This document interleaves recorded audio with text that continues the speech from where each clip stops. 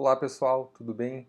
O objetivo deste vídeo é entender um pouco sobre o mecanismo de ação do SARS-CoV-2, causador da Covid-19, que está causando esta pandemia. Então, utilizar todo o conhecimento a partir de cientistas de pesquisas ao redor do mundo inteiro e aplicar um pouco na nossa disciplina, que é a bioquímica. Então, eu vou utilizar aqui uma animação, depois uma lousa virtual, para a gente entender um pouco sobre o que se sabe até agora do mecanismo de ação deste novo coronavírus. Então, os créditos do vídeo estão aqui embaixo, da Scientific Animation, e nós vamos entender agora a partir desta animação.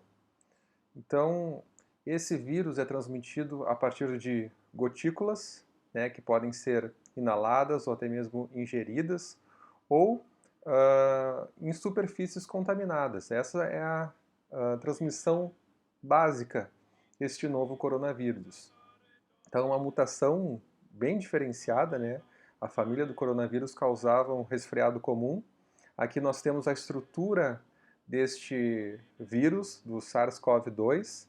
Em destaque a glicoproteína S, que está em rosa aqui na nossa animação, mas notem que tem outras proteínas, proteína M, E, e lá dentro desse envelope, que é até alvo, né, do sabão, do álcool 70, para destruir esse envelope, né, tu acaba esterilizando. Então essa glicoproteína S, ela tem um tropismo para uma enzima conversora de angiotensina 2. Então tem um encaixe perfeito entre esta glicoproteína do vírus com receptores na membrana plasmática de células pulmonares, por exemplo. O vírus acaba entrando por endocitose e acaba sequestrando essa célula hospedeira, ou seja, o material genético é jogado, o RNA de fita simples, e toda a maquinaria celular agora é refém deste vírus e começam a produzir mais partículas virais no retículo endoplasmático, depois são secretadas aqui no complexo de Golgi e são liberados por exocitose. Às vezes tu tem um estresse muito grande desse retículo e tu acaba causando morte celular por apoptose. Então, repito, esse mecanismo não é totalmente conhecido. O vírus surgiu em 2019, mas tem várias pesquisas mostrando, né, como esse vírus tem o tropismo, essa afinidade por células do hospedeiro. Aqui nós estamos vendo a estrutura desse receptor de ECA2, né, então a importância da bioquímica, né, no estudo de novas proteínas, não só humanos, mas proteínas virais, por que não? Então essa estrutura aqui formada por alfa-hélice, estrutura beta-preguiada. E agora eu quero mostrar para vocês, com o auxílio da nossa lousa virtual, como essa partícula de SARS-CoV-2 ela pode estar correlacionada então com uma infecção. Vamos lá. Essa partícula ela tem um material genético, aqui representei em vermelho, que é o RNA de fita simples, e também tem uma nucleoproteína que eu botei ali também. Mas em destaque, né, essa parte preta aqui é o envelope, né, por isso a importância da prevenção da Covid-2, né, lavando as mãos, é fundamental para não contaminar outras pessoas, então a gente consegue destruir essa parte preta. E aqui em destaque a glicoproteína S, que está em cinza. Essa glicoproteína S ela vai ter um tropismo, uma afinidade por células pulmonares, renais, do enterócito, mas principalmente do sistema respiratório. Notem aqui que ela vai atuar nesses receptores presentes aqui na nossa membrana plasmática. Então esse receptor de ECA2, enzima conversora de angiotensina, ela vai ter essa afinidade com a glicoproteína S. Mas, para a gente entender um pouco mais sobre o grupo de risco, principalmente os hipertensos, né, que tomam antihipertensivos, como enalapril, captopril, losartana, diabéticos que tomam medicamentos como o tiazinolidionas, eles acabam aumentando a expressão aqui de ECA2. Ou seja, esses medicamentos, até onde se sabe, isso aqui não é uma verdade absoluta, mas são alguns artigos básicos que estão surgindo tentando explicar esse mecanismo, aumenta aqui a quantidade desses receptores de ECA2. Bom, se tu aumenta a quantidade de receptores de ECA2, tu tem uma maior probabilidade de ser infectado pelo SARS-CoV-2 causando a COVID, certo? Mas para a gente entender esse mecanismo, a gente precisa relembrar a parte de fisiologia do sistema renina-angiotensina-aldosterona. Por quê? Porque captopril e enalapril, eles não vão inibir a ECA2. E por que aumenta a expressão? Então vamos revisar isso aqui rapidamente. Olha só, no sistema renina-angiotensina-aldosterona, nós temos aqui no rim a liberação de uma enzima chamada renina, e essa renina transforma o angiotensinogênio produzido pelo fígado, que estava inativo, em angiotensina 1, ok? E essa angiotensina 1, ela é transformada pela ECA, enzima conversora de angiotensina, do tipo aqui, ó, vamos botar mais claro, 1.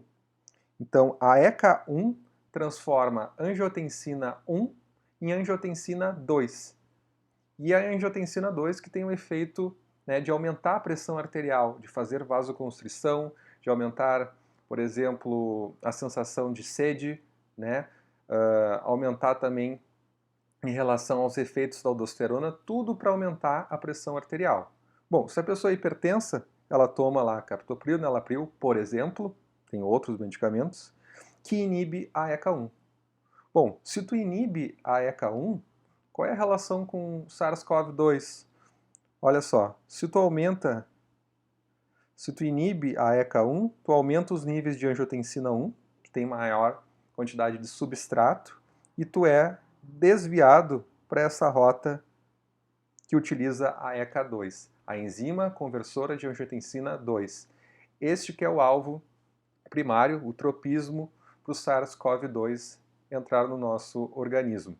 Então, essa ECA2 ela acaba transformando em angiotensina de diferentes tipos, a angiotensina 1,7 e a angiotensina 1,9, que tem efeitos diversos. Tem um efeito antiproliferativo, tem um efeito de vasodilatação, certo? Mas como tu tem uma maior quantidade de angiotensina 1, porque tu está tomando lá o captopril, tu desvia para esta rota aqui de ECA2. E tu acaba tendo um mecanismo de upregulation. Tu aumenta a concentração desta proteína lá na membrana plasmática. Obviamente, a utilização desses medicamentos, né, favorecem uma maior probabilidade de ser infectado. Isso não quer dizer em nada que uma pessoa hipertensa deve parar a sua medicação. É um dos mecanismos sugeridos. Repito, é um vírus novo que está sendo então pesquisado, né, por cientistas ao redor do mundo, mas vários artigos estão mostrando que esse mecanismo acaba sendo importante. E outros medicamentos, como tiazinolidionas, até ibuprofeno, até a ONU falou que tinha essa relação, depois voltou atrás. Na minha opinião, de pesquisador, eu acho que deve ser evitados. Tem outro medicamento, como o dipirona, né? Converse com o seu médico, por favor, não faça automedicação, porque isso acaba, às vezes, causando um problema muito maior, ok? Então, esse é um dos mecanismos sugeridos que eu queria conversar com vocês. Notem aqui nesta figura que é muito mais complexo do que eu tentei aqui mostrar para vocês, né? Aqui nós temos os inibidores da ECA, né? Captopril, enalapril, um desvio de uma maior quantidade de angiotensina 1 e um trabalho aqui exagerado da ECA2. Então tem várias outras vias, como daquimase e catepsina A, que estão envolvidas nesse processo. Notem essas substâncias que eu comentei com vocês, que são produtos também da ECA2, a angiotensina 1,7 e a angiotensina 1,9. Então é muito mais complexo, tem muito o que ser pesquisado ainda, né? mas é uma amostra da importância da pesquisa, da ciência, da bioquímica associada a outras áreas para o desenvolvimento de novos fármacos, de vacinas, de um tratamento mais efetivo para a Covid-19. Então faça a sua parte, fique em casa, não transmita, né, esse vírus, não vá para as ruas, fique em quarentena, lave bem as mãos e se cuide. Até mais.